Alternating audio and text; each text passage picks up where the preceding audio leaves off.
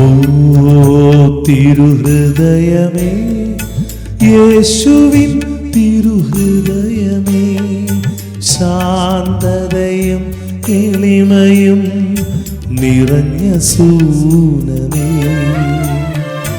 N ഹൃദയം നിൻ ഹൃദയം പോലെയാക്കണേ. ഓ തിരുഹൃദയമേ, യേശുവിൻ തിരുഹൃദയമേ, ശാന്തതയും എളിമയും നിറഞ്ഞ സൂനമേ.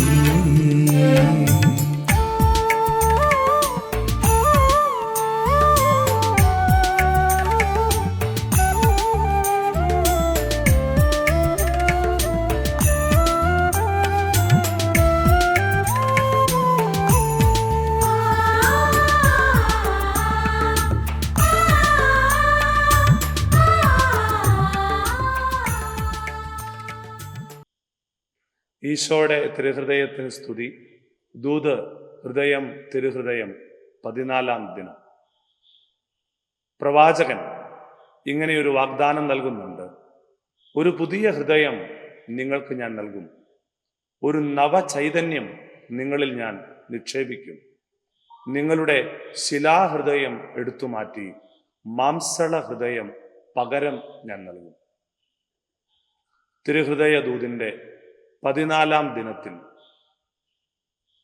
നമുക്ക് ദൈവം വാഗ്ദാനം ചെയ്തിരിക്കുന്ന ഈ മാംസള ഹൃദയത്തിൽ ഉണ്ടാകേണ്ട ഭാവങ്ങളെക്കുറിച്ചുള്ള വിചാരങ്ങളിലേക്ക് ഈശോയുടെ ഹൃദയത്തോട് ചേർന്ന് നമുക്ക് ചിന്തിക്കാം. അനാഥരോട് ഈശോയുടെ ഹൃദയ നിലപാട് നായിമിലെ വിധവയോട് അവൻ്റെ വാക്കുകളിൽ നിന്നും പെരുമാറ്റത്തിൽ നിന്നും വ്യക്തമാകുന്നുണ്ട്. തിരുവചനം പറഞ്ഞു, അവന് അവളോട് അനുകമ്പ തോന്നി. അവൻ്റെ ഏക മകനെ ഉയർപ്പിക്കാൻ തക്കവിധം അവളിലേക്ക് ഇറങ്ങിച്ചെല്ലുന്ന ഹൃദയഭാവം ഈശോ കാണിച്ചു. പാപം ചെയ്ത് പിതാവിൻ്റെ ഭവനത്തിൽ നിന്ന് ഇറങ്ങിപ്പോയ ഒരുവനോട്, പാപിയോട് ദൈവം സ്വീകരിക്കുന്ന ഹൃദയ നിലപാടിനെ ഇങ്ങനെയാണ് വചനം വ്യക്തമാക്കുന്നത്. അവൻ ഓടിച്ചെന്ന് അവനെ കെട്ടിപ്പിടിച്ച് ചുംബിച്ച് അവനെ സ്വന്തം മകനായി, സ്വന്തമായി ജീവിതത്തിലേക്ക്, കുടുംബത്തിലേക്ക്, അതിലുപരി ഹൃദയത്തിലേക്ക് ഏറ്റെടുത്ത് സ്വീകരിച്ചു. മൂന്നാമത് വചനം നമ്മളെ പഠിപ്പിക്കുന്നു മുറിവേറ്റവനോടുള്ള ഈശോയുടെ ഹൃദയഭാവം. നല്ല സമരിയാക്കാരൻ്റെ കഥ പറയുമ്പോൾ ആ സമരിയാക്കാരൻ മറ്റാരുമല്ല, ഈശോയാണെന്ന് നമുക്കറിയാം.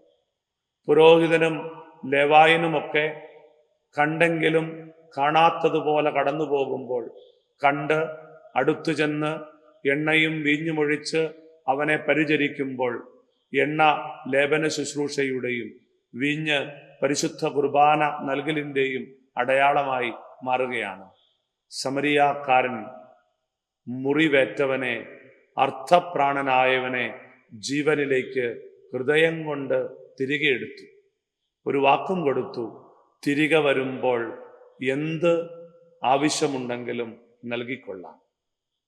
സാധാരണക്കാരോട്, ജനക്കൂട്ടത്തെ കണ്ടപ്പോൾ അവരോട് അവന് അനുകമ്പ തോന്നി. അതുകൊണ്ട് ശിഷ്യന്മാരോട് അവൻ ഇങ്ങനെ പറയുന്നുണ്ട്, അവർക്ക് വേണ്ടത് നിങ്ങൾ തന്നെ നൽകുവിൻ. മനുഷ്യൻ്റെ എല്ലാ സങ്കടങ്ങളിലേക്കും ഇറങ്ങി വരുന്ന ഹൃദയമുള്ള എൻ്റെ ഈശോയെ, നിന്റെ തിരുഹൃദയത്തോട് എൻ്റെ ഹൃദയത്തെ ഒത്തതാക്കി മാറ്റണമേ. ആമേൻ.